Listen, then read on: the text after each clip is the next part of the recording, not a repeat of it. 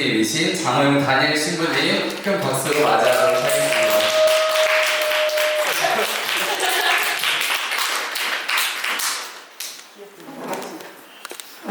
네, 뭐 다 예상했을지도 모르겠어요.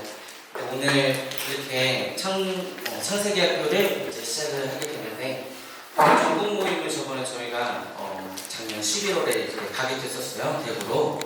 근데 그때 많은 교구에서 이렇게 그룹 노트 보강 교육 같은 것들을 이렇게 하고 있었고 많은 이렇게 좋은 점들을 저희가 발견을 하게 되어서 저도 한번 해보겠다 이렇게 얘기를 했었는데 그래서 기회가 없다가 오늘 이렇게 창세기학교를 본당 선교 친구들과 함께 마련하고 준비를 좀 할 수 있게 되었습니다. 그래서 8월 달에 창세기가 8월 1, 2, 3, 4가 있는데 그 전에 이제 7월 달까지 3, 4, 5, 6, 7 5번 매주 마지막 주 토요일 날 오전 시간에 이용해서 여러분들과 함께 1과부터 12과까지 정말 중요한 부분들을 좀 다뤄보면서 이렇게 함께 하고자 합니다. 그래서 오늘 이 시간 우리가 주님 안에 모였으니까 주님의 기도로 함께 이 시간 바치고 시작하도록 하겠습니다. 성부와 성자와 성령의 이름으로 하늘에 계신 우리 아버지, 아버지 이름이 거룩히 빛나시며 아버지의 나라가 오시며 아버지의 뜻이 하늘에서와 같이 땅에서도 이루어지소서. 오늘 저희에게 일용할 양식을 주시고 저희에게 잘못한 일을 저희가 용서하오니 저희 죄를 용서하시고 저희를 유혹에 빠지지 않게 하시고 악에서 구하소서. 아멘. 성부와 성자와 성령의 이름으로 아멘.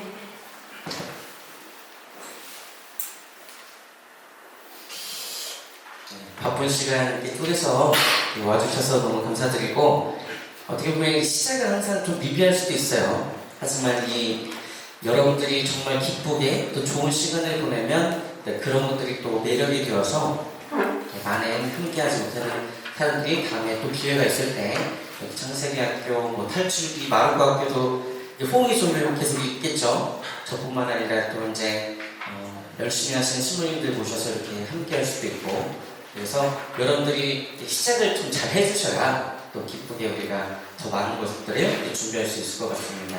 그래서 부디 좋은 시간 함께 만들어갔으면 좋겠고요. 오늘 제 1강은 그런 노트를 보면은 1과랑 2과에 해당하는 내용이에요. 그래서 1과 제목이 뭐죠? 세상을 창조하신 하느님.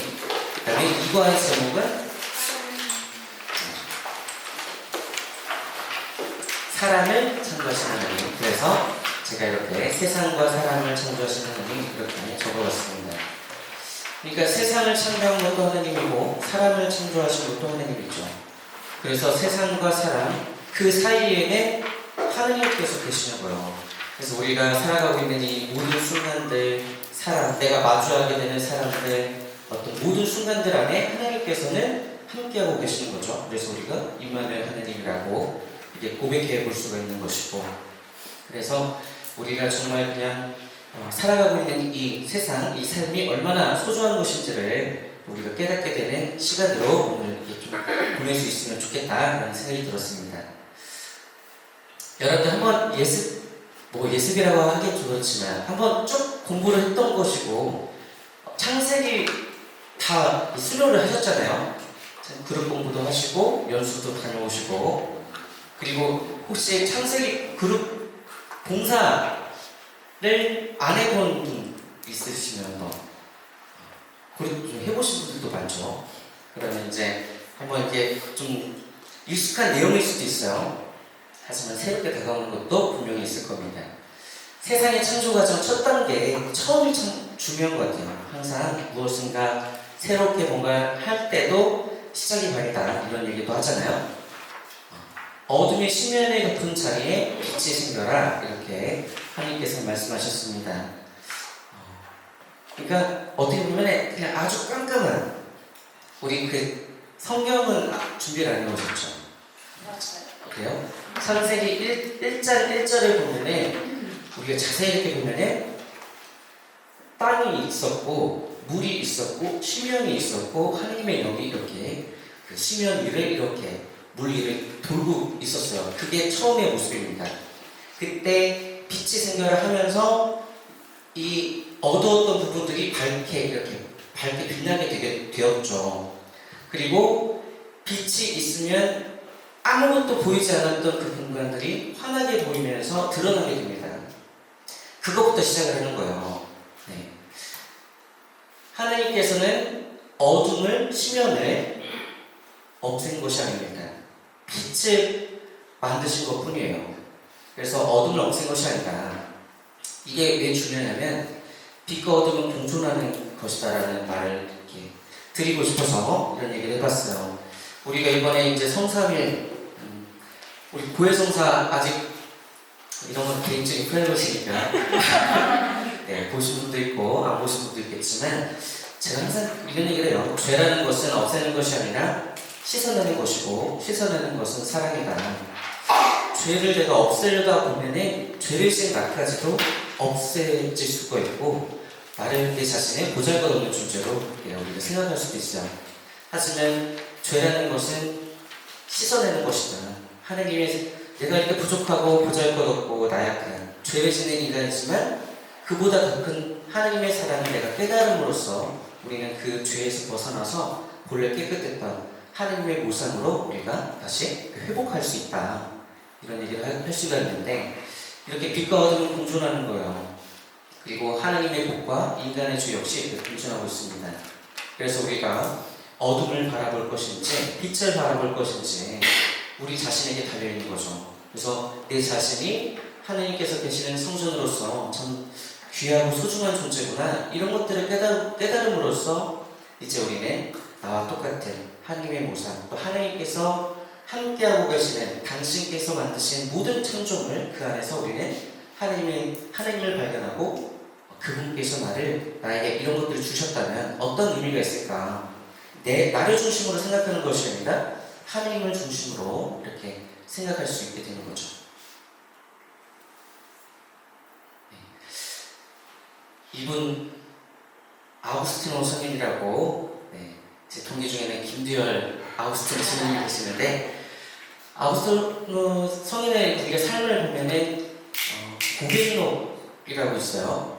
되게 유명한 책인데, 고백록을 보면은 참 이 성인이 뭐 정말 이렇게 엄청난 어떤 책도 쓰고 이런 명언들도 하고 그렇게 삶으로도 이렇게 살아가셨던 분이지만 처음부터 완벽한 것은 아니었습니다. 되게 방탕하고 뭔가 쾌락적인 삶을 사셨던 분이에요.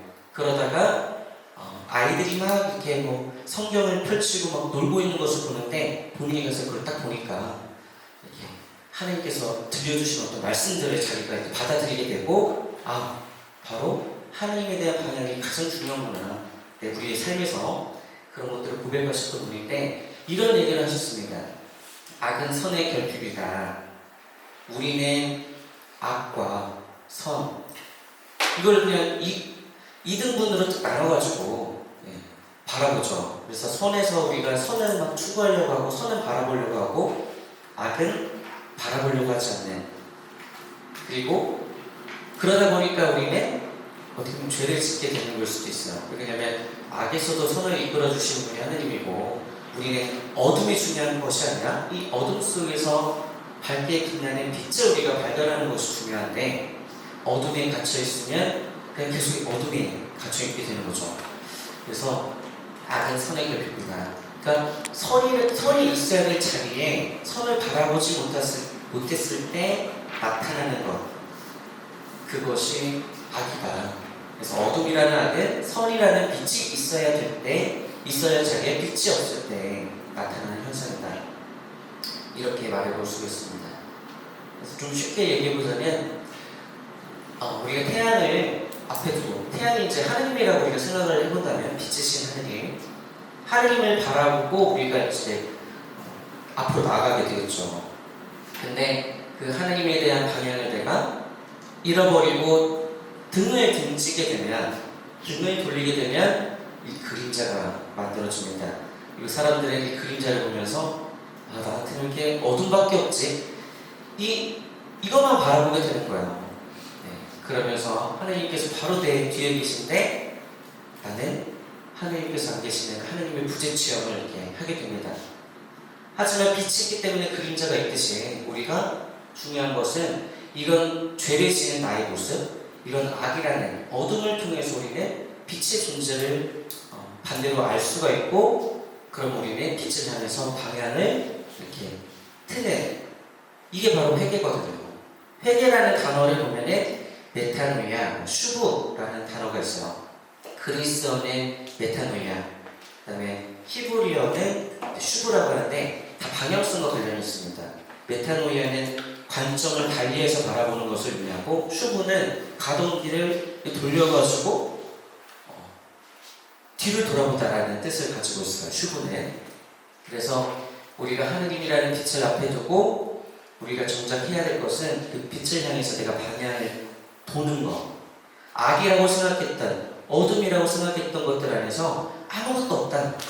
그래서 나는 두려움과 좌절을 겪을 것인가, 아니면 다시금 관점을 달리해서 이 어둠을 바라봄으로써 어둠이 있기 때문에 내가 미처 발견하지 못했던 임마누엘이라는 하느님의 빛을 내가 더 찬란히 그렇게 받아들일 수가 있겠구나. 그래서 죄라는 것은, 어둠이라는 것은 내가 빛을 발견할 수 있도록 내가 그렇게 하나님을 발견하려고 한다면 그것도 결국 하나님께서 주신 선물로 우리가 받아 누릴 수 있게 되는 거죠. 그래서 방향성과 관련이 있다. 제가 말씀드리는 것은 1과 2가 어떻게 보면 성경을 통틀어서 내가 이 문제를 보는데 이해가 안 될 때 이런 것들을 머리에 이제 염두하게 되면 이런 뜻이구나, 다 좀 해결이 되는 부분들이 있어요. 그래서 좀 핵심적인 것들을 여러분과 함께 나누고, 이걸 통해서 이렇게 문제에 접근하면 문제가 좀 쉽게 다가오고 이해가 좀 편하게 다가올 겁니다. 네. 그래서 어둠은 공간을 보이지 않게 해요. 하지만 이 빛은 공간을 훤히 드러나게 합니다. 그래서 이 빛이 빛나고 있을 때 어둠은 그 자리를 내어주게 되는 거죠. 하지만 이 빛을 내가 가리게 되면 다시 어둠은 그 자리를 확보하게 되는 거예요. 그래서 우리가 빛을 바라보는 것이 중요하다. 그래서 빛을 하는 하나님께서는 공간을 이제 채우고자 하십니다. 그래서 빛을 만드심으로써 어떤 이 공간을 환히 빛나게 하고, 이 꼴을 우리가 이렇게 받아들일 수 있도록 이 꼴을 만드시죠. 그리고 그 꼴에 맞는 것들을 채우고자 하십니다. 우리 인간도 마찬가지예요. 우리가 변하는 세상 속에서 살아가고 있지만 변하지 않는 하나님을 우리가 받아들일 수 있을 때 우리는 어둠 속에서 빛이신 하나님을 발견하게 되고, 그 하나님께서 우리에게 필요한 것을 주실 때 그것을 알아차리고 받아들일 수가 있습니다. 이게 어떻게 보면 우리가 그 청년성서 들어올 때 어떤 마음 먼저 딱 기억하게 되나요? 세 가지 있잖아요. 마음, 마음, 빈 마음, 열린 마음, 뜨거운 마음이죠. 이게 저는 빈 마음이라고 생각이 들어요. 빈 마음은 뭐냐면, 나라는 존재가 정말 죄를 짓고 나약하고 한없이 부족한 존재이지만 하나님의 그 큰없는 사랑, 그 사랑을, 그 빛을 내가 깨닫게 된 상태가 바로 내 마음이 빈 마음이라고 고백하는 그 상태입니다. 그래서 빈 마음은 빛을 통해서 내 마음이 이렇게 꼴을 만들고 있고, 그 꼴을, 빈 마음을 이제 하나님께 내가 열음으로써 그렇게 하나님께서 주시는 뜨거운 것들을, 뜨거운 성령을 우리가 채울 수가 있겠죠. 그래서 하나님에 대한 방향, 빛을 바라보면서 그 빛이 내 마음을 이렇게 훤히 드러나게, 꼴을 만들고 더 좋은 것을 받아들일 수 있도록 자리를 마련하게 하는 것, 그런 빈 마음, 이런 것들도 같은 맥락이잖아. 그래서 유다인의 사고관에서는 우리 그 교재에도 나오죠. 이렇게 사람들, 그때 당시 사람들은 이렇게 세상을 바라봤습니다. 이거는 이제 그림이지만 이렇게 쭉 있었는데 땅이 있었고 물이 한가득 있었고 이게 그냥 어두웠어요. 근데 빛이 딱 생기면서 이렇게 맨 처음에는 이제 궁창이 생기면서 이 물이 위에 물과 아래 물로 나눠지게 되고, 이 물들이 이렇게 있었는데 물이 한 곳으로 모이면서 이 기존에 있던 땅들이 드러나게 되고, 그리고 나서 여기까지가 3일이거든요. 첫째 날, 둘째 날, 셋째 날. 그리고 넷째, 다섯째, 여섯째 날에는 수미상관처럼 이렇게 쭉 하고 이렇게 한 다음에 이게 이렇게 가는 거죠. 이게 어떻게 보면 그때 당시에 이제 성경이 창세기 언제 써진 줄 아세요? 네. 유배 때 쓰여졌죠. 그 얘기도 이제 조금 잘 기회가 하겠지만 그때 당시에 사람들이 가지고 있었던 문학적 표현, 성경을 이해할 때 우리가 있는 그대로 받아들이려다 보면 오류에 빠질 수가 있습니다. 하지만 그 성경을 바라볼 때 그 안에 담겨져 있는 자구적인 의미를 우리는 파악할 수 있어야 돼요. 그랬을 때 이런 텍스트가 중요한 것이 아니라 이 텍스트를 통해서 이 저자가 말하고자 하는 것은 무엇일까? 이런 것들을 우리는 바라볼 수 있어야 되고, 그러기 위해서 효과적으로 그것을 드러내기 위해서 이렇게 문학적인 표현들을 이렇게 쓴 것이죠.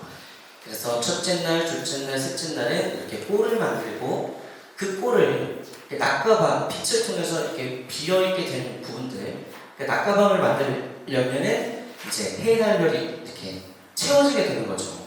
네. 그러면서 이렇게 한 세트로 어떤 완전함이 이루어지게 되고, 이런 하늘, 궁창이 만들면서 이제 하늘과 이제 물 그쪽이 생겨나면서 그쪽에 사는 사람, 이 새 물고기, 바다 생물이 이렇게 생겨나게 되는 겁니다. 그리고 땅과 바다, 식물이라고도 이렇게 여기도 나오는데, 그리고 짐승, 사람, 이런 것들이 있어야만 이런 것들이 살 수가 있기 때문에 이렇게 연결되는 거죠. 그리고 다 하고 나서 마지막 7, 일곱 번째 날은 일의 날이라고 하는데, 이것은 우리가 알고 있는 안식일이라는 단어도 여기서 나온 거죠. 그래서 우리는 일의 날 하면은 안식일 하면 아무것도 안 하는 날이 아니죠. 네. 복을 내리고 그날에 거룩하게 하신 날. 그래서 이광의 말씀상에 보면은 주일을 어떻게 보내고 있는지 얘기를 해보면서 안식일에 담긴 얘기를 한번 얘기를 해보라고 하는 부분도 말씀상에 여러분들은 했던 기억이 아실 수 있을 것 같아요. 이 부분은 되게 중요하기 때문에 한번 좀 이따 더 살펴보고자 합니다. 그래서 이렇게 첫째, 둘째, 셋째 날은 구분을 지었고, 넷째, 다섯째, 여섯째는 이렇게 연결되고 이렇게 해서 체험의 과정들. 그래서 구분을 하고 채우고, 이 구분과 체험이 이렇게 하나가 되는 거. 그래서 세상이 하나의 세상을 딱 하나님께서 만들어주시고, 그것들이 그냥 하늘에 해달별 있고 식물, 동물 있고 그렇게 제각각 살아가면은 아무런 의미가 없겠죠. 그런 것들이 잘 질서를 이루면서 살아가는 것이 가장 중요합니다. 그래서 일치를 이루고 나서 복을 내리고 거룩하게 하신 것은 창조가 끝나고 나서 하나님께서 쉬시면서 그것들이 잘 굴러갈 수 있도록 창조의 질서를 만들어 주신 거, 그것이 바로 이제 일곱째 날 이 안식일에 담겨진 의미라고 볼 수가 있어요. 그래서 복을 내리고 거룩하게 하셨다는 것은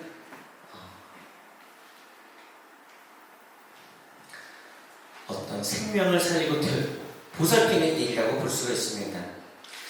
우선은 그 부분은 조금 이따 이 다음 장면인데, 이것을 보면은 이제 창세기라는 거, 우리가 지금 창세기를 보고 배우고 있는데, 이것은 세상의 시작과 기원에 관한 하나님의 말씀을 담은 책이에요. 그러니까 어떻게 보면은 이 세상이 그냥 있었던 것이 아니라, 그냥 생겨난 것이 아니라 항상 거슬러 올라가다 보니까 그 기원에 우리가 다다를 수 있게 되고, 그 기원에 하느님이 계시구나. 우리도 항상 우리 이성을 갖고 있는 인간으로서 나의 근원을 한번 생각하다 보면, 우리 부모님, 할머니, 할아버지, 증족, 고족 쭉쭉 올라가다 보면 그 근원에는 우리가 하느님, 어떻게 보면 인간적인 우리가 진화론과 창조론이라는 것도 우리가 배우게 됐잖아요. 근데 진화론에서 설명할 수 없는 것들이 있습니다. 처음 어떻게 생겨났냐, 이거는 빅뱅 이론도 있고 그런 거지만, 빅뱅 이론도 부딪혀서 딱 생겨난 건데, 그 부딪히는 것은 뭐냐. 그래서 요즘 우리가 예전에는 제2차 바티칸 공회 이전에는 진화론과 창조론에서 우리는 창조론을 계속 강조를 했죠. 진화론을 받아들이지 않았습니다. 하지만 나중에 2차 바티칸 공회 이후에는 진화론과 창조론을 같이 이렇게 바라보게 되었어요. 그래서 이성을 추구하는 신앙이라는 말도 이렇게 생겨나게 되는데, 그러니까 진화론을 우리가 거부하지 않는다. 하지만 진화론에서 설명하지 못하는 부분들, 그런 부분들을 창조론으로서 우리가 함께 이렇게 바라보게 되는 그런 부분들도 있죠. 그래서 이건 7번이라는 것도 문학적인 표현이에요. 그때 당시에. 그래서 첫째, 둘째, 셋째 날 구분되고, 넷째, 다섯째, 여섯째 채워지고, 그것이 하나가 되면서 그것이 잘 이렇게 굴러갈 수 있도록 사랑의 창조 질서를 만들어주신 이 7번째 날을 통해서 이 세상이 아름답고 하나님께서 보시기에 정말 좋은 곳으로 만들어졌다. 이런 완전함을 의미합니다. 그래서 7번 하나님께서 보시기 좋았다라는 표현이 나오고 있어요. 그래서 우리가 보기에 좋은 것이 아니라 하나님께서 보시기에 이 세상이 더할 나위 없이 좋은 곳이었다는 것을 이렇게 문학적인 표현으로도 말하고 있습니다. 그러니까 유배를 갔을 때 그 사람들에게 가장 중요했던 것은 그냥 하나님이라는 것이었어요. 하나님께서 정말 나약한 신이어서 우리가 패배한 것이 아니라 우리가 하나님을 바라보지 못하고 우상을 숭배했기 때문에 그 방향을 잃어버렸기 때문에 하나님께서 우리에게 시련해 주신 것이다. 그래서 그 이스라엘 백성들은 그 유배를 갔을 때 그 어둠 안에서도 하나님이라는 빛을 발견하고 그 빛을 향해 나아갈 수 있었죠. 그래서 그 빛을 드러나게 하는 어떤 목적, 하나님이라는 방향을 놓치지 않고 계속해서 끊임없이 드러내고 있는 것이 창세기에 담겨져 있는 또 어떤 하느님이라는 빛, 의미이지 않을까. 그래서 존재하는 모든 것은 하나님 안에서 우리는 기운을 찾을 수 있습니다. 쭉 올라가다 보면. 그리고 하나님에게서 생명을 부여받았기 때문에 기운을 찾을 수가 있는 거죠. 그래서 모든 것들, 하나님께서 만드신 모든 것들에 그분께서 그 대상의 본질과 능력에 알맞게 하나님께서 깃들어 계세요. 이것을 좀 어려운 말로는 범죄신론이라고 이렇게 얘기하는데 들어보신 적 있으세요? 네. 모든 것 안에 하나님께서 깃들어 계신다. 그래서 우리가 더 나아가서 우리가 생각하는 어둠에서도 하나님께서 계시다면 어떤 의미가 있을까? 내가 죄를 지었지만 이 죄를 하나님께서 나를 위해서 어떤 더 큰 선을 위해서 이 과정, 필요한 하나의 과정으로 이 죄를 짓는 이 어둠을 나에게 허락하셨다면 나는 이 안에서 어떤 깨달음의 빛을 내가 깨닫게 되었고 그 빛을 향해 나아가고 있는가? 그것이 중요하죠. 그래서 고해성사를 통해서 우리는 죄에 갇혀있는 것이 아니라 죄를 드러냄으로써 하나님의 빛, 하나님의 사랑을 내가 고백하고 그분 안에 머물게 되면서 우리는 고해성사의 은총이 좀 풍부히 내렸다.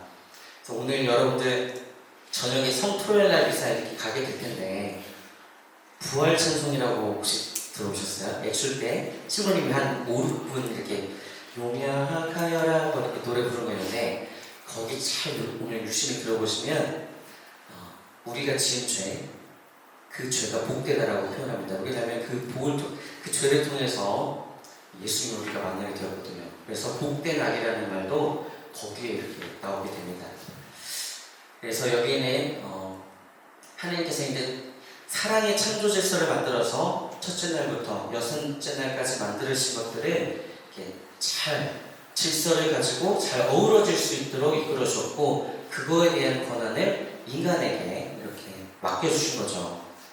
그래서 질서라는 것을 하나님과 피조물과의 올바른 관계를 나타내고 우리 인간의 삶도 마찬가지다.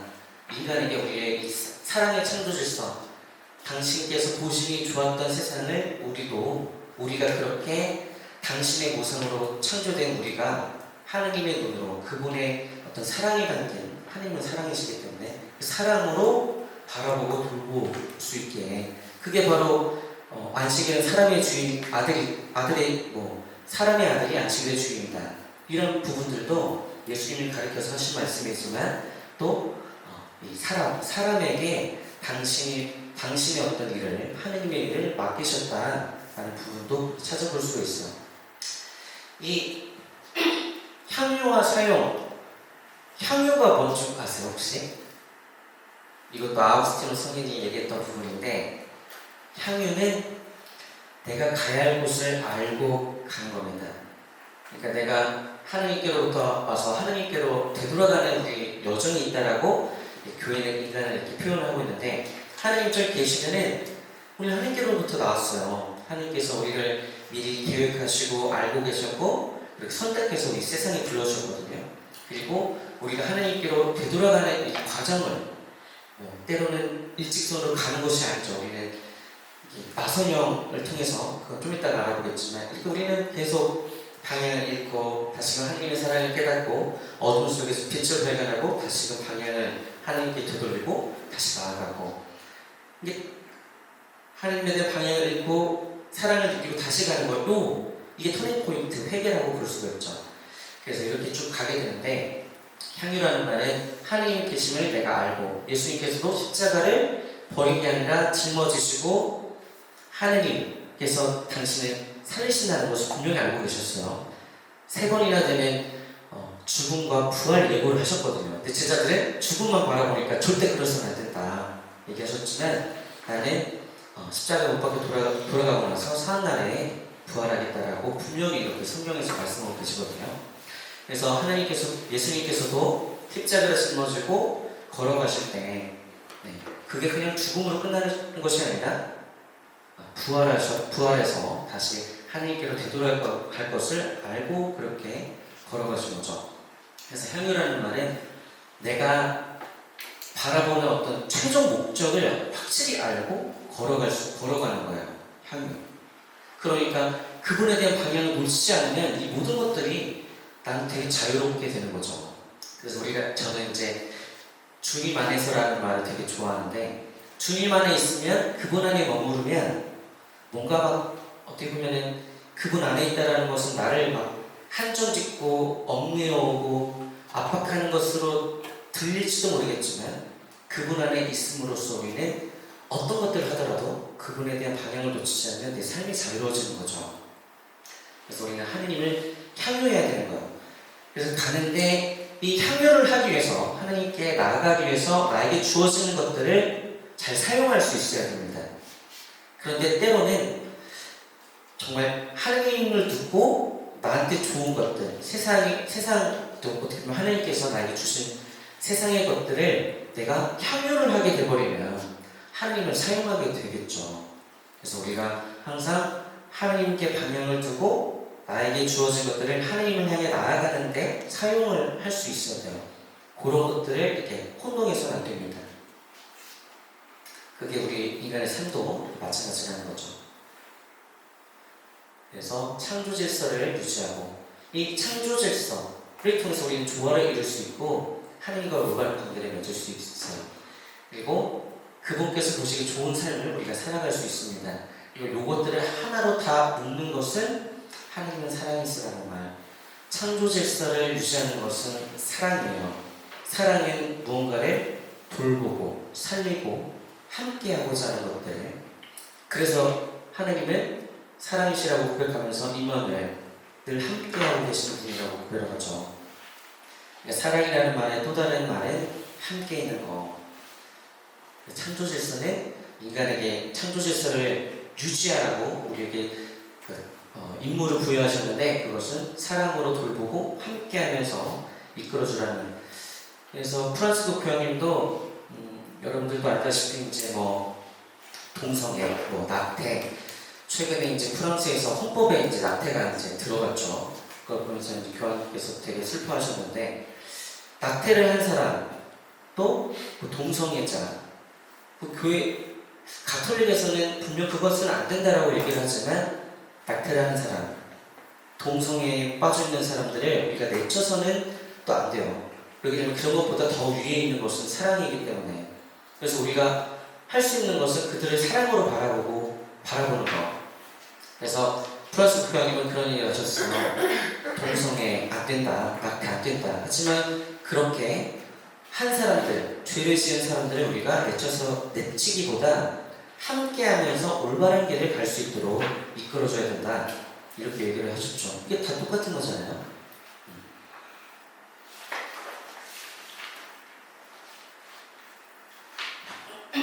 그래서 아까 향유, 사용 얘기도 했지만 우리가 향유를 해야 될 대상, 하느님을 우리가 사용을 하게 되고 우리에게 다가오는 이 쾌락적인 것들, 변하는 세상의 것들을 우리가 향유를 하게 되면 요렇게 됩니다. 무질서한 애착에 빠지게 돼요. 그래서 하느님을 발견하는 데 있어서 가장 큰 걸림돌 바로 내면의 무질서한 애착이다. 하느님을 우에 두고 최고선으로 바라보고 우리가 걸어가야 되는데 그 하느님을 우리가 사용하게 되는 것, 그럼으로써 다른 것들은 더 내가 사랑을 해야 되는 향유하는 존재로 바라보는 것이 무질서한 애착이다. 요엘라임 이냐시오 성인, 저는 이 영신수련을 대학교 4학년 마치고 1년 이제 필리핀으로 어학연수를 갔다 오고 이제 대학원, 신학교에서 이제 5학년이라고 해요. 그래서 총 이제 신학교는 7년 과정에 이제 4년, 대학교 3년, 어학연수 1년, 그 다음에 5, 6, 7, 대학원 3년에서 7년 플러스 1년에서 8년을 이렇게 보내게 되는데, 대학교 마치고 대학원 들어가기 전에, 대학원 5학년에 들어가기 전에 이 영신수련을 보통 학생들은 받게 됩니다. 지금은 이제 6학년 때 한다고 하는데, 이 영신수련 들어가면 한 달짜리 대치목 비전이에요. 그래서 그때마다 이 지도신부님께서 오늘 하루 기도 묵상할 것들을 이렇게 내어주시고 그것을 가지고 1시간씩 4번 보통 이렇게 묵상을 하게 돼요. 근데 이 영신수련을 이 피정을 만든 사람이 이 로엘라임 이냐시오 성인이거든요. 이 성인이 이런 얘기를 합니다. 자기 자신을 이기고 어떤 무질서한 애착에도 뒤끌림없이 질서를 세우기 위함이 이 영신수련의 목적이다. 그러니까 하느님을 향유하는 방법, 세상의 어떤 좋은 것들에 눈이 돌리지 않도록 내 마음을 굳건히 할 수 있도록 하는 것이 이 영신. 영은 내 어떤 영이잖아요. 몸신의 몸과 마음을 단련하는 어떤 수련의 목적. 이것을 조금 이제 어려운 말로 불편심이라고 해요. 불편한 마음이 아니에요. 어디에도 치우치지 않는 마음을 우리는 불편심이라고 합니다. 중용에 나오는 얘기인데, 그래서 무질서한 애착은 더 가까이 하고 싶고, 그러니까 인간적인 어떤 내가 더 사랑받고 싶고, 내가 하느님 아닌 다른 것에 더 사랑을 두고 싶은 어떤 욕구, 이런 것까지 포함하는 단어. 그래서 중요한 것은 이것이 맞다, 이것이 맞다가 아니라 이것을 나에게 주신 그 분이 나에게 원하시는 것은 무엇일까? 치우치지 않으면서 가장 중요한 거, 성경을 볼 때도 우리가 이 텍스트를 보고 이게 무슨 뜻입니까? 텍스트만 바라보는 게 아니라 이제 하나님께서 이것을 우리에게 성스러운 말씀으로 주셨다면 지금의 나에게 어떤 의미가 있는가? 세상에 치우치지 않으면서 하나님의 눈으로 바라보는 것, 그래서 그분의 시선으로 바라보고 사랑하는 것, 이것이 불편심, 어디에도 치우치지 않으면서 내가 하느님을 계속 바라볼 수 있게 하는 그런 마음, 그것이 곧 어떻게 보면은 사랑하는 마음이죠. 그래서 우리는 변하는 세상 속에서 변하는 것을 내 빈자리에 채우는 것이 아니라 변하지 않는 하느님을 채울 수 있을 때 우리는 그분 안에서 이제 변하는 것들이 막 오더라도 흔들리지 않으면서 그 안에서 자유를 누리면서 이렇게 기쁨 안에서 살아갈 수 있게 되는 거죠. 자, 그러면 이거로 넘어가서 사람을 왜 창조하셨을까? 조금 철학적인 내용들이 나오면 좀 어려울 수도 있겠지만, 우선은 사람이라는 것은 하나님의 모상으로 우리가 창조된 존재라는 것들부터 이해를 하고 넘어가야 됩니다. 그래서 하나님의 모습으로 만든 사람이 당신이 만든 창조물을 어떻게 다루는지 이렇게 보면서 당신을 더 잘 알기 위해서, 더 사랑하기 위해서, 이 부분이 좀 중요한데, 우리가 하는 선과 어떤 선행, 그런 것들이 하나님께 도움이 될까요? 하나님이라는 분께 우리가 뭔가 선행을 하고 이런 것들이 도움이 될까요? 그 완전하신 분께서 저번에 저희 특강 오셨던 분들 뭐 없었나? 그때 우리 그 강사 하셨던 분이 그런 얘기를 하셨었거든요. 하느님, 우리 뭐 청년성사하고 뭐 선행하고 성당 열심히 다니고 그것이 과연 하느님이라는 분께 도움이 되냐? 그런 건 아니다. 우리가 감사송, 그 신부님이 미사할 때 드리는 감사송의 한 부분도 우리 어떤 이런 노력들 선행이 그분께 도움이 안 돼요. 하지만 우리 구원에 도움이 된다라고 이렇게 표현을 하고 있습니다. 하나님께서 우리가 아무리 뭔가 하더라도 그분께 완전하신 분께 우리가 더 완전하게 되는데 도움이 된다? 이런 건 아니에요. 하지만 당신의 무상으로 창조한 우리를 보시고 우리는 이제 자유의지를 가지면서 선을 추구할 수도 있고 악을 추구할 수도 있어요. 근데 선과 악은 구분되지만 분리되지 않는 하나로서 하나님께서 보시기에는 다 좋은 겁니다. 좋다라고 표현하기는 좀 그렇지만 선과 악은 우리가 나눈 것이지 그분은 그냥 하나로 딱 바라보시는 거예요. 나중에 삼가할 때 인간의 죄 이런 부분에서도 얘기하겠지만 선악과를 먹고 우리는 죄를 짓게 되는데 선악과를 먹고 짓게 된 죄는 그거죠. 이제 그냥 선악 함께 있는 건데 그것을 먹은 우리는 이제 나를 중심으로 선과 악을 나누게 되고 악에서는 하나님을 바라보려고 하지 않아요. 하지만 그 어둠 속에서도 우리는 그 빛을 바라볼 수 있고 선으로 나아갈 수도 있거든요. 그럼 우리는 악을 통해서 더 큰 선을 발견하게 되고 바라보고 나아갈 수도 있는데 악에서는 아예 바라보려고 하지 않다 보니까 모든 순간 함께하고 계신 하나님을 우리는 입맛에 따라서 나한테 좋은 것만 발견하려고 하니까 다른 어두움에서는 하나님을 발견하려고 하지 않아요. 그래서 하나님과 멀어지게 되고 그 멀어진 상태가 바로 죄라는 거죠. 그래서 하나님께서는 인간을 창조하시고 인간이 당신께서 만드신 창조를 얼마나 사랑을 통해서 당신을 사랑하시니까 하나님께서 나를 창조하신 그 목적, 그 사랑을 얼마나 창조물에게 부여하면서 잘 다루고 살아가는지 그것을 보면서 우리 인간을 보면서 하나님께서는 당신을 더 잘 알게 되는 거예요. 내가 이 인간을 만들었는데 이 인간이 이렇게 해가지고 당신께 이렇게 오는 걸 보면서 더 기뻐하시고 더 좋아하신다. 그런 것들이 어떻게 보면 우리한테는 그런 하나님께서는 우리가 자유의지로 이것을 선택하든 그 자유의지로 선택한 것들을 마다하지 않으시고 그것들을 항상 뭔가 우리가 어긋나더라도 항상 회개할 수 있는 그런 기회들을 마련해 주심으로써 당신에 대한 어떤 방향을 잃지 않도록 이렇게 계속 군데군데 이렇게 마련해 주시는 거죠. 그래서 우리는 운명이 아니라 섭리를 바라보는 사람들이라고 우리가 또 말해볼 수가 있어요. 운명은 어떤 내 삶의 틀을 딱 만들어 놓고 이 외의 부분들은 바라보지 못합니다. 그러니까 고통이 왔을 때 내 팔자야 뭐 이렇게 되겠죠. 하지만 고통이 왔을 때 우리가 섭리를 바라본다면 하나님께서는 나에게 어떤 더 큰 선물을 주시려고 이 고통을 허락하셨을까? 그런 지금까지 쭉 얘기했던 거지만 어둠을 선택해 허락하셨다면 이 안에 내가 바라볼 수 있는 빛은 무엇일까? 이렇게 바라볼 수 있겠죠.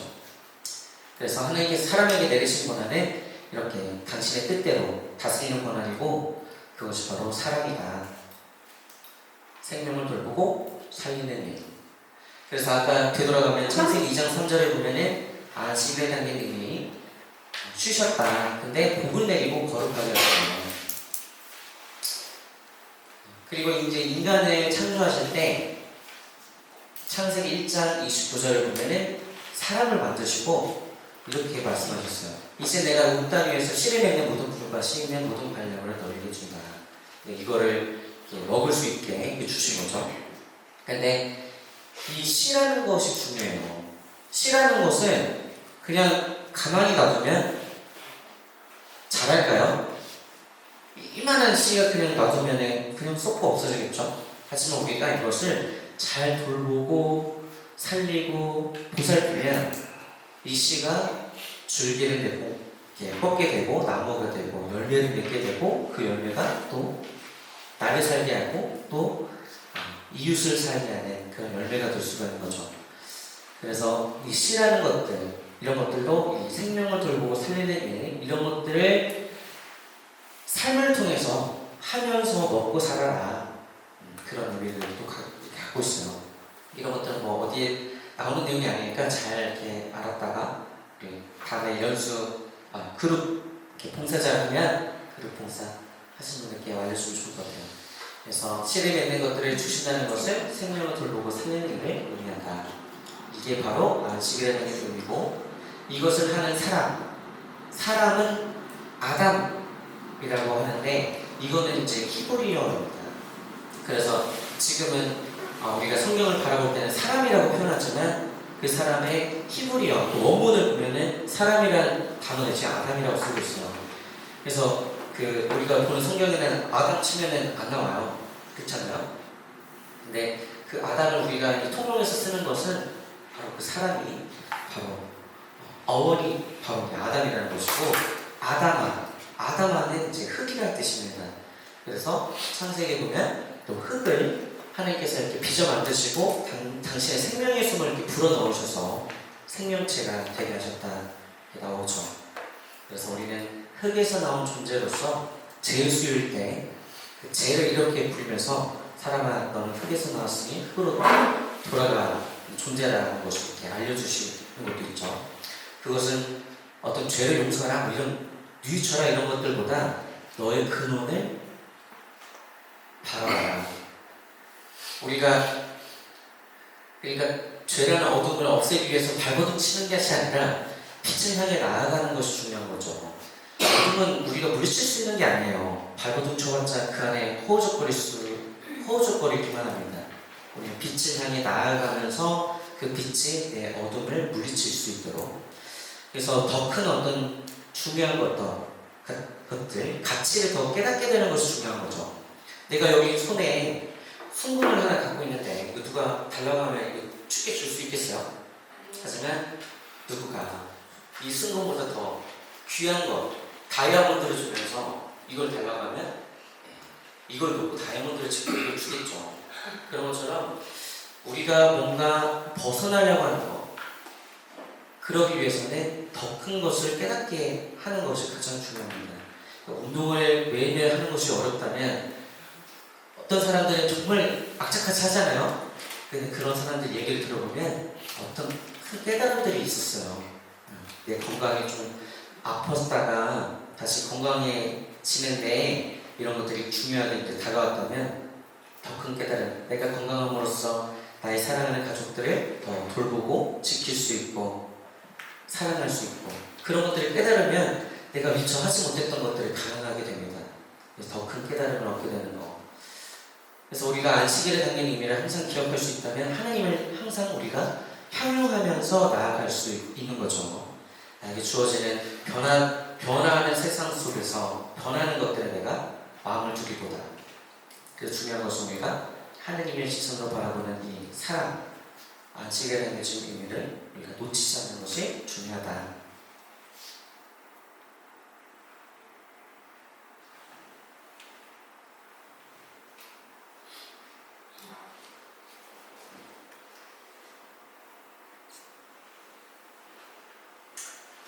그래서 나중에는 이렇게 아담의 현역자로 아담이 자고 있을 때, 본인이 자고 있을 때 이 갈빗대 하나를 이렇게 뽑아가지고 아담의 현역자로 여자 하와를 만들어 주잖아요, 하나님께서. 근데 여기도 갈빗대, 혹시 갈빗대가 무슨 역할을 하는 줄 아세요? 장기를 보호해주는. 네, 장기, 신장, 이런 오장육부를 보호해주잖아요. 그런 것은 어떻게 보면은 아까 말했던 생명을 돌보고 살리는 거. 그러니까 아담이 생명을 돌보고 살리는 어떤 안식일에 담겨져 있는 하나님의 뜻, 하나님의 일을 하기 위해서 그 협력자로 준 이 하와도 생명을 돌보고 살리는 아담을 그렇게 바라보는 것이고, 또 아담도 그런 자신의 몸에서 나왔으니 다른 남이 아니라 내 자신처럼 그렇게 사랑할 수 있어야 되는, 한 몸이 된 거죠. 그리고 이 아담의 보면은 이 뭐 다른 뭐 동물들에서는 협력자로 이름을 붙여주긴 하지만 협력자로 이렇게 삼지는 못하죠. 왜냐하면 인간이라는 것은 하나님의 영으로 이렇게 들어가서 만들어진 존재이기 때문에 그런 존재로서 하와를 이렇게 만들어주고, 하와라는 뜻은 모든 것의 어머니라는 뜻을 이렇게 가지고 있습니다.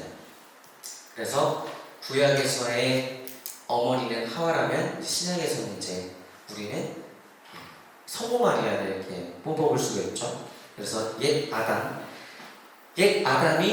죄를 가지고 들어왔다면 하와를 통해서 이렇게 선악과를 주면서 이렇게 죄가 들어왔잖아요.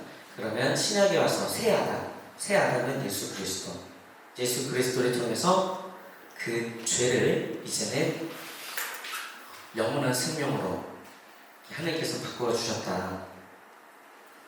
그래서 어떻게 보면은 죄라는 것이, 구약에서 죄가 우리가 선과 악을 나누게 하는 것이었고, 이게 죄의 시작이었다면 한편으로는 그게 자유지잖아요. 선과 악, 내가 그걸 바라볼 수 있게 하는 거. 그러니까 죄임과 동시에 하나님께서 주신 가장 큰 선물이 된다는 거죠. 그러니까 어둠이지만 내가 그것을 하나님의 사랑으로 바라보고 그 빛을 발견할 수 있다면 그것을 선물로 받을 수 있다. 우리의 어떤 어둠, 죄, 고통도 마찬가지. 그래서 사랑의 속성을 한번 바라보면 이런 거죠. 두 가지의 속성이 있어요. 대상이 하나가 되려는 그런 속성. 서로 다른 두 대상이 함께 있고 싶고 일치를 이루고 싶은 것이 사랑이죠. 근데 아이러니하게도 그 상대방이 서 있을 자리를 마련해주는 것도 사랑이에요. 함께 있으면서 그 사람이 있는 그대로 서 있을 자리를 마련해주는 거. 그러니까 내가 좋아하는 것을 정말 사랑하는 사람이라면 너 이거 해, 강요할 수 없다는 거죠.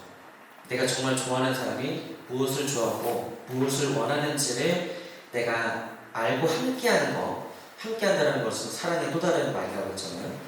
그래서 상대방이 서 있는 그대로 그 사람을 바라봐주는 거, 이게 사랑이고, 이래서 우리가 삼일체 하느님 얘기할 때도 그런 거죠. 삼일체 하느님이고 하느님은 사랑이시기 때문에 세 위격, 성부, 성자, 성령, 이 세 위격이 각각 구분은 되지만 분리되지 않는 하나로 이렇게 존재하고 계시는 것처럼 사랑도 마찬가지. 이 세 위격이 이렇게 있지만 서 있을 자리를 마련해주고 있잖아요. 그래서 이 사랑의 속성은 또 하나님을 통해서, 삼위일체 하나님을 통해서 우리가 설명을 해볼 수가 있다. 그래서 이 창세기 2장 24절에서 25절을 보면 남자는 아버지와 어머니를 떠나 아내와 결합하여 둘이 한 몸이 된다. 둘 다 알고 보면서도 부끄러워하지 않는다. 그렇게 있는 그대로를 그냥 받아들이고 바라봐주는 거, 부끄러워할 게 없는 거죠.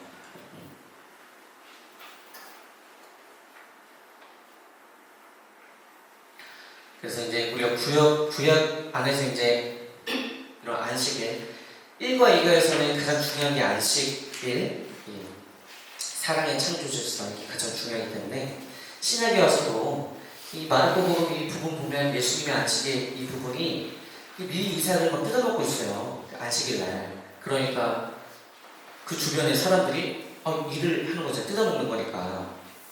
그러니까 막 뭐라고 하니까 사람이 안식일을 위하여 생긴 것이다. 사람을 위하여 안식일이 있는 것이 아니라 안식이라는 것은 생명을 돌보고 살리는 일이고, 그것을 사람이 한다면 사람은 안식일의 주인으로서 그 일을 해야 한다는 거예요.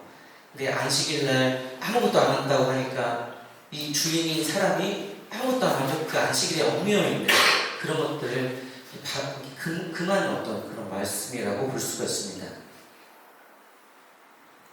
그래서 예수님께서 항상 너 뭐 왜 해? 사람을 살리고 돌보는 것을 하나의 일로 보니까 바리새인 도박자들은 예수님을 나무라고 나중에는 이제 십자가 죽음까지 내몰았지만 예수님은 끊임없이 생명을 돌보고 살리는 것을 안식일에 하려고 하시죠. 이런 것도 안식일, 손이 오그라든 사람을 고치시다. 이게 이 부분의 제목이에요. 그래서 예수님께서 항상 생명을 돌보고 살리는 일에 억압에서 풀어주 자유를 주는 이 일에 자신의 삶을 보여주셨다. 자신의 삶 안에서. 그래서 정리를 해보자면 하나님의 뜻은 생명 돌보고 살리는 일. 그래서 하나님께서 단순히 기쁨부터 시작해서 사람을 차례대로 만든 것이 아니라 사랑의 질서를 보존하고 당신 뜻이 이루어지도록 창조하신 것. 그리고 그 창조를 구분해 주셨지만 분리하지 않으시고 하나로 이렇게 바라보면서 비어있는 것을 채우시고 그 모든 것들을 하나로 바라보셨고 그것을 잘 돌아갈 수 있도록 인간에게 이렇게 당신의 뜻, 일을 할 수 있도록 권한을 주신 거죠. 그래서 인간만이 하나님의 창조 사업에 동참할 수 있는 그런 존재다. 그런 존재가 여러분들인 거예요. 그래서 나라는 존재가 정말 소중하고 귀한 존재구나. 그래서 저는 그 인간이라는 존재 얘기할 때 하는 말이 기적이라는 말을 좀 자주 이렇게 하게 되는데 우리가 태어날 확률을 한번 살펴보면은 경우의 수분의 1이 확률이잖아요. 네, 그 경우의 수가 얼마나 될까? 네, 엄마 아빠가 만났어야 됐고 그때 뭐 어떤 잠자리에 들고 뭐 할머니 할아버지 그리고 엄마 아빠가 만나려면 얼마나 많은 에피소드들이 있었겠어요. 사실어머니가 존재. 네, 저희 부모님도 어떻게 보면은 연애 좀 하다가 결혼하셨지만 같이 성당을 다녔는데 한 1년 아무 진짜 몰랐어요. 그때 당시 청년들이 워낙 많으니까 아버지는 전례였고 엄마는 이제 성가대 쪽이었는데 근데 이제 어머니가 그 저기 백화점을 다녀오셨는데 일기예보를 못 들은 거죠. 그래서 우산을 안 챙기고 그날 갔다가 오는데 버스에서 이렇게 아버지가 같이 타고 있었는데 아버지는 일기예보를 들으셔가지고 우산을 가지고 있었죠. 근데 이제 같은 방향이니까 같이 쓰고 다니다가 동갑이거든요. 저희 엄마가. 그래서 너 이런 일을 하고 있을 때 이런저런 얘기를 하면서 이제 친해지면서 연애를 하게 됐다는데 아니 그렇다고 치면 아버지가 일기예보를 안 듣고 우산을 안 챙겨갔다면 또 어머니가 듣고 우산을 챙겨갔다면 내가 있을까 이런 생각도 하게 되면 정말 부모의 수가 정말 무한대다. 그래서 무한대로 내일에 확률과 영이죠. 그러니까 나라는 존재가 이 세상에 있는 확률은 0이에요. 0이라는 확률을 뚫고 왔다면 하나님께서 나를 정말 선택하여 불러주셨고 그렇다면 하나님께서 나에게 이 세상에 불러주면서 나에게 원하시는 어떤 뜻 그분의 바람은 무엇이었을까. 그래서 우리가 걸어가는 이 길 안에서 만나게 되는 모든 것들이 하나님께서 주신 것이라면 나의 고통과 시련도 그분을 더 알게 되는 하나의 과정으로 느낄 수 있다면 선물이 될 수 있게 되는 거겠죠. 그래서 중요한 것은 인생은 속도가 아니라 방향이 중요한 것처럼 우리 신앙도 얼마나 스펙을 쌓고 뭔가 변하는 것들을 얼마나 내가 더 많이 갖고 있고 이게 아니라 변하지 않는 하나님을 얼마나 내가 바라보고 그분을 향해 나아가고 있는가 방향이 중요하다. 거의 다 끝났습니다 이제.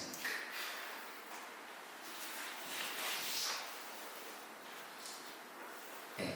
그래서 제 1년, 2년, 3년 이건 제가 교리고사 할 때 설명을 했던 것 같아요. 100일차 창세기 제가 강의 수고였는데 그때도 이제 잠깐 얘기했지만 1회는 그대로 있는 그대로를 바라보는 거.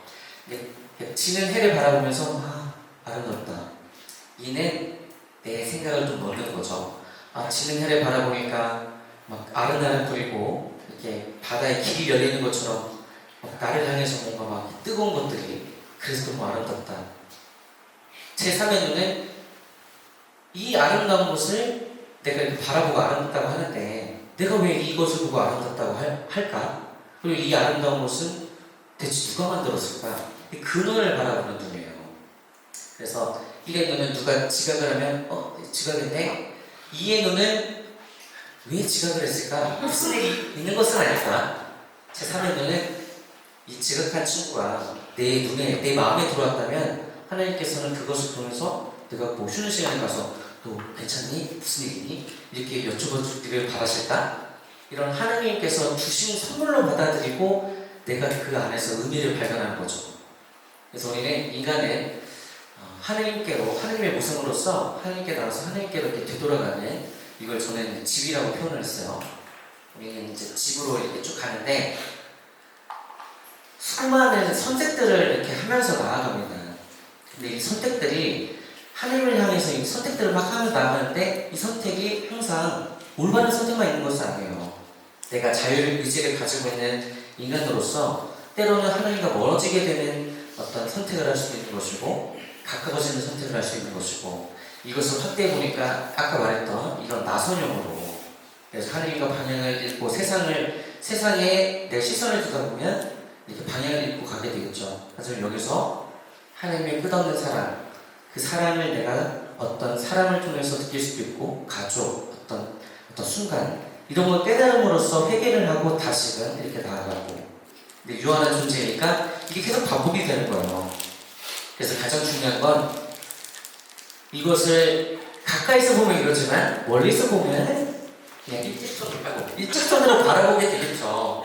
그래서 중요한 건 방향을 놓치지 않는 것이 가장 중요하다. 그래서 인간의 삶은 이런 희노애락, 고통과 아픔, 기쁨 이런 것들이 구분되지만 분리되지 않는 하나로 연결되어 있다. 인생지사, 세용지나 고생간대 이런 것들. 그래서 방향이 중요하다. 그래서 죄를 지은 우리, 어둠에 갇힌 우리이지만 복을 향해 나아갈 수 있고 빛을 향해 나아갈 수 있는 것도 우리라는 존재다. 그래서 죄가 아닌 복을 바라보고 어둠이 아닌 빛을 바라보는 그런 방향이 중요하다. 그래서 이제 창세기는 그런 빛을 발견하는 어둠 속에서도 빛을 발견하는 내용들 이 성령의 강도로 쓰여져 있기 때문에 우리가 그 안에 담겨져 있는 내용들 담긴 의미 하나님께서 주신 이 글이라면 지금 나에게 어떤 의미가 있을까? 그래서 말씀이 살기라는 것이 그때마다 다른 거예요. 봉사할 때도 다르고 똑같은 성경 구절이 있지만 저도 강론을 할 때 3년에 한 번씩 돌아가잖아요. 이날 봤던 복음과 3년 뒤에 똑같은 복음을 보지만 이 3년 동안 내가 살아온 게 다르잖아요. 경험도 다를 것이고 하나님을 체험했던 순간들이 쌓이니까 다른 복음, 다른 강론을 또 이렇게 하게 되는 것. 우리도 마찬가지죠. 창세기도 그런 것들을 다루고 있고 그러니까 정말 선조들도 보면은 정말 막 뛰어난 사람을 뽑아가지고 막 당신의 어떤 아브라함부터 시작해서 야곱, 이삭, 요셉 다 어떤 인간적인 나약함을 가지고 있지만 하나님께서는 그 사람들을 당신의 어떤 사랑의 체험을 통해서 이렇게 키워주시는 부분들을 우리가 만나볼 수가 있죠. 그래서 항상 질문들을 하시는 분들이 좀 많았어요. 아니 이렇게 보잘것없고 막 자기 아내를 막 누이라고 속이고 막 맞냐 이게 성조 맞냐 왜 이 사람들의 형의 어떤 복을 가르치고 에사우의 복을 가르치냐고 이거 나오잖아요. 근데 그것보다 더 중요한 것은 그런 죄를 지는 인간임에도 불구하고 하나님은 그 사람을 선택하셨기 때문에 끝까지 책임지신다. 그 사람을 살리고 보살피는 일에 최선을 다하신다. 그래서 죄를 지은 인간, 유비를 떠난 이스라엘 백성들에게도 우리가 죄를 지었지만 하나님의 방향을 놓치지 않으면 하나님과 우리가 회복할 수 있는 그런 순간들을 분명히 마련해 주시니까 우리가 희망을 놓치지 말자. 이 사람들이 믿고 있는 이 뱀신, 태양신 이런 것들 우리 하나님께서 만드신 피조물에 불과하다. 우리가 하나님에 대한 방향을 놓치지 말자 이런 거였죠. 그래서 창세기는 이렇게 원역사와 선조사로 이렇게 구분을 할 수가 있고 1에서 11장은 죄의 확산, 세상을 창조하시고 좋은 모습으로 만드셨는데 그 인간이 자유의지를 통해서 하나님을 바라보지 못하고 어두운 죄를 바라보다 보니까 빛에서 이렇게 멀어지게 돼요. 하나님을 두고 이제 등을 돌리게 되고 이제 그림자를 바라보는 그런 죄가 이제 확산하게 되는 모습들. 그리고 그런 모습들을 하나님께서는 당신의 사람을 선택하셔서 이제 당신의 복을 확산시키는 그런 장면. 빛에서 멀어지는 인간, 빛으로 나아가는 인간. 근데 인간이 깨달음을 얻어서 나아가는 것이 아니라 하나님께서 그 순간을 마련해 주셨기 때문에 이렇게 갈 수가 있는 거죠. 우리도 이렇게 약간 나선형이라고 했지만 이렇게 터닝 포인트, 이렇게 나아가는 이 사랑 체험은 내가 열심히 노력해서 받는 것이 아니라 그분께서 나에게 필요할 때 그것을 허락해 주시고 주시는 거예요. 그래서 우리가 항상 열려있는 빈 마음을 가지고 그 순간에 기도로서 기도는 하나님과 대화고 듣는 사람이 있으면 말하는 사람이 있는 게 대화잖아요. 우리는 얼마나 하나님 앞에서 내가 먼저 말하기 바쁜지 듣는 것이 먼저거든요. 하나님의 소리, 하나님의 뜻, 하나님의 어떤 일을 우리가 먼저 듣고 그 일을 우리가 내 삶 안에서 베풀 수 있는 것, 실천할 수 있는 것이 중요하다. 네, 여기까지 이게 준비한 것이고, 성모송을 왜 준비했냐면 여기 복이 나오죠. 그러니까 성모님을 우리가 모든 성인들의 으뜸이라고, 그 성인들을 우리는 공경지에 공경한다, 예를 다해서 예를 갖춰서 공경을 한다라고 하고, 성모님은 상경지례라고 해요. 상경, 윗상자를 서가지고 공경 그 위에. 왜냐하면 성모님이 걸어가신 순종의 길, 우리는 선과 악을 나눠서 막 선에서만 하나님을 찾으려고 하지만, 아니 그 중학교 2학년, 3학년 되면 성모님한테 천사가 와가지고 너 임신할 거라고 하는데 얼마나 기가 차고 답답하고 그랬겠어요.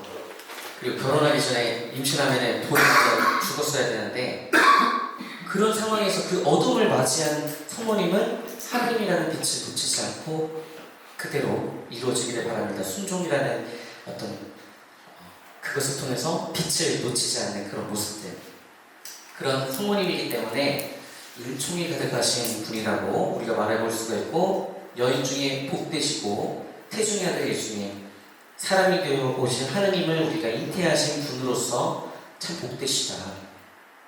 그리고 이 얘기 많이 좀 오해도 하고 그러는데, 성모 마리아님을 높이는 말이 아닙니까 이건? 하느님의 어머니 성모 마리아, 이게 아니라 천주 예수님을 높이는 말이에요. 예수님께서는 성모님을 통해서 나왔지만 예수님이 곧 우리가 요한복음을 통해서도 하느님이라고 고백을 하고 있잖아요. 그래서 천주의 성모 마리아님은 그 예수님께서 하느님이시다라는 말을 이렇게 이제 표현을 하는 거죠. 그래서 항상 우리는 빌어주소서라고 하지 구하소서 이런 건 아닌데, 우리가 성모님 통해서 우리가 전부를 부탁드리는 거지, 성모님 저를 악에서 구해주세요 이런 게 아니라 빌어주소서.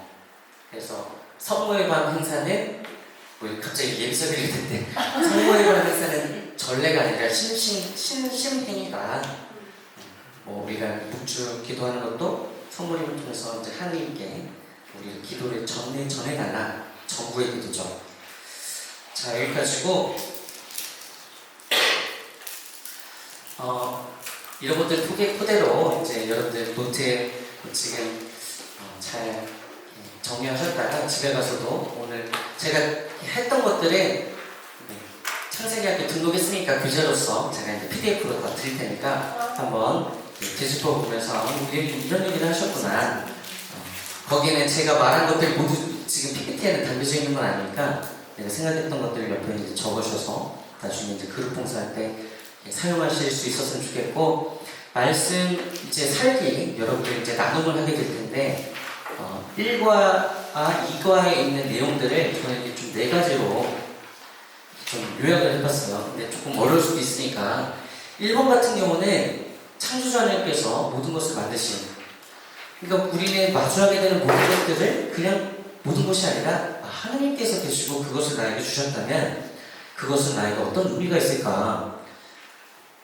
그러니까 만약에 내가 지금 길을 가고 이것을 책상을 맞았다, 그럼 이것도 범죄 신존에 따르면 하나님께서 당신의 능력과 본질, 이거의 본질과 능력에 알맞게 이 쓰임을 주신 거예요. 그래서 이거를 우리가 잘 사용하면, 하나님을 향유하는데 잘 사용을 하면 하나님께 다가가는 중요한 어떤 물건이 될 수도 있잖아요.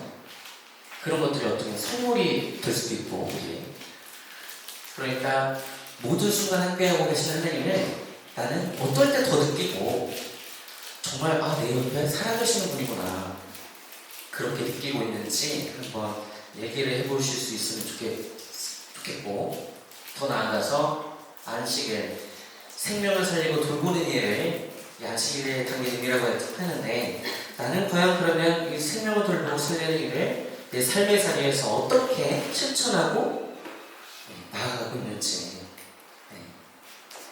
그러니까 내가 어떻게 사랑을 실천하고 있는지 이런 것들을 이제 얘기하는 겁니다. 그리고 3번은 있는 그들의 모습을 아까 사랑의 속성 할 때도 얘기했지만 하나님을 사랑하시기 때문에 우리와 함께 하나가 되고자 하시지만 우리를 있는 그대로 받아들이시고 우리가 잘못된 선택을 하고 자유의지로 하더라도 섭리를 우리는 있는 사람들 있잖아요. 그럼 그런 회개의 순간을 통해서 하나님께서 다시 자신으로 이렇게 이끌어주시는 그런 하나님이신데 내가 하나님께로부터 받은 것 우리는 분명히 하나님께 받은 달란트, 재능을 가지고 살아가고 있습니다. 근데 그것을 그냥 내가 나만 가지고 나만 잘 사는데 쓰게 되면 그것은 그냥 하나로 남게 됐지만 누군가에게 전해짐으로써 우리는 그것을 달란트를 더 벌 수가 있는 거죠. 제가 가지고 있는 어떤 지금 오늘 이 순간 제가 이 말을 통해서 제가 가지고 있는 달란트를 여러분들에게 나눠줬다면 이 하나의 달란트는 20개의 달란트로 변화된 거죠. 나는 그렇게 내가 가지고 있는 그분께 받은 것을 어떻게 다른 사람에게 전해줌으로써 더 불리고 있는지. 그리고 받지 못한 것이 있다면 이건 뭐냐면 내가 가지고 있는 달란트도 있지만 내가 부족한 것들이 분명히 있을 거예요. 근데 그 부족한 것들을 알고 있을 때 그 내 어떤 나약함을 내가 알고 있을 때 내가 만나게 되는 사람이나 어떤 순간들 안에서 그것들을 이렇게 하나님께서 베풀어 주실 때 내가 그것을 이렇게 받아 안을 수가 있어요. 그래서 하나님께 받은 것을 잘 알고 있을 때 내가 받지 못한 것을 누군가가 갖고 있는 것을 내가 알아차리고 또 받아들일 수 있죠. 이게 좀 어렵겠지만 이제 이 부분 하나님께서 당신 무상으로 만드시고 사랑을 다해서 나를 만드셨다면 그 사랑이 무엇인지 그것을 어떻게 전하고 있는지 이번하고도 좀 연결이 될 것 같아요. 그리고 4번 이거는 이제 2과 말씀 사이 뒤 끝에 보면 이제 혼인성사 중요성 부분들이 이렇게 나오고 있었는데 여자를 만들어 협력자로 하나님께서 삼아주셨어요. 협력자라는 것은 어떤 존재? 내가 생각하는 남자 여자가 혼인을 함으로써 하나님 앞에 맺게 되는 계약은 어떤 의미일지. 그래서 협력자라는 것은 생명을 살리고 돌보는 어떤 그 갈빗대로 아담의 갈빗대로 이제 하와를 이 여자를 만들어 주셨던 것처럼 하나님께서는 아담을 이렇게 돌보고 이렇게 살리게 하고자 그 배필을 만들어 주신 거죠. 그러니까 여자는 어떻게 보면 하나님께서 아담을 사랑하는 어떤 마음으로 만들어진 존재. 그리고 여자를 바라볼 때도 남자는 그냥 여자가 아니라 하나님께서 나를 사랑하셔서 이 여자를 나에게 주셨구나 얼마나 감사한지. 여자가 남자를 바라볼 때 남자가 여자를 바라볼 때도 하나님을 딱 중심에 두고 하나님께서 나를 사랑하셔서 이 배우자를 나한테 주셨구나. 그래서 우리가 혼인 맺을 때 보면은 사람이 하나님께서 맺어주신 어떤 이 혼인 계약은 사람이 끊을 수 없다 이런 얘기도 이렇게 하게 되는데 그래서 여러분들 이제 틈새의 어떤 상식이지만 세상은 이제 이혼이 있잖아요. 교회는 이혼이 있을까요? 그럼 뭐가 있죠? 혼인 무효가 있어요. 무효. 그러니까 이게 처음부터 이 혼인은 무효였다. 사랑이 결여되어 있었다. 이런 것들의 법적인 걸로 막 이렇게 이런 것들 결합이 있었고 오류가 있었고 그래서 이 결혼은 무효였다 이렇게 그 교회법이 참 그래서 복잡한 겁니다. 그래서 하나님께서 맺어주신 이 친선한 어떤 계약을 사람이 딱 갈라놓을 수 없기 때문에 하나님께서 보시기에 좋은 어떤 시작이 처음부터 무효였다 이렇게 얘기를 하는 거죠. 자 이렇게 1, 2, 3, 4번 한번 이렇게 나눔 시간 통해서 나눠보시고 오늘 하루 잘 이렇게 마무리할 수 있었으면 좋겠습니다. 네, 영광송으로 이 시간 첫 번째 제 강의 시간을 마무리하도록 하겠습니다. 성부와 성자와 성령의 이름으로 모든 것에 영광이 성부와 성자와 성령께 성과 지혜와 항상 영원히 아멘. 성부와 성자와 성령의 이름으로 네. 네, 수고하셨습니다.